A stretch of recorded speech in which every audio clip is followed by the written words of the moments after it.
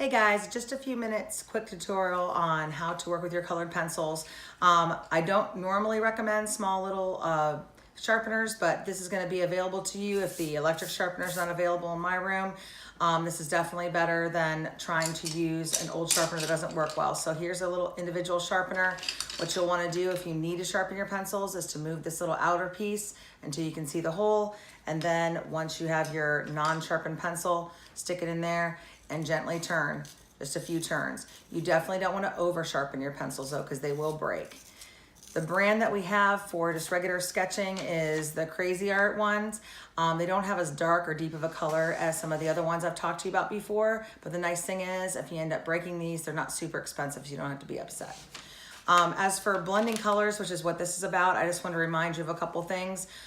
First of all, these color pencils are made with a pigment, that means a color, as well as some wax.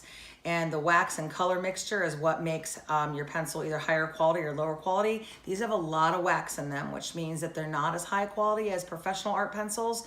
But again, the nice thing about them is that you won't get deep, dark lines that you don't like. So that's the advantage. The other thing is when you open up your set, you're gonna get a whole range of colors. I would recommend picking two that are analogous. Remember we talked about that? Near each other on the color wheel. So you would not want to pick red and green. Those are opposites in the color wheel. If you're going to pick green, pick something near it on the color wheel like a blue. Okay, so I'm going to mix these two colors today just to give you an idea of what to work with, and then you can try it out with any other analogous colors that you like.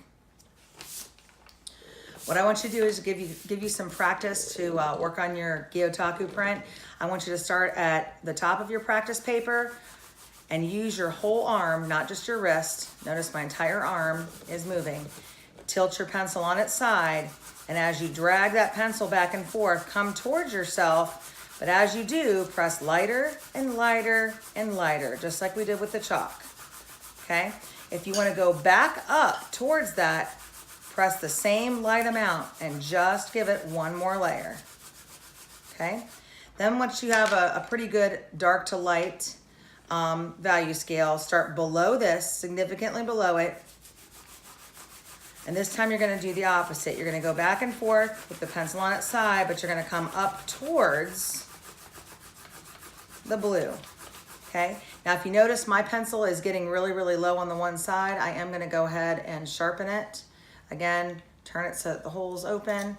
Give it a couple turns, check it. You just want a little bit of that sticking out the end. You don't necessarily want a point. Just in case I've done it too much and it's too pointy, I'm going to start back down at the bottom and work my way back up. Once it starts to overlap, keep pressing lightly. I wouldn't take it all the way up. I would go ahead and work your way back down towards that green, pressing lightly, putting another layer on.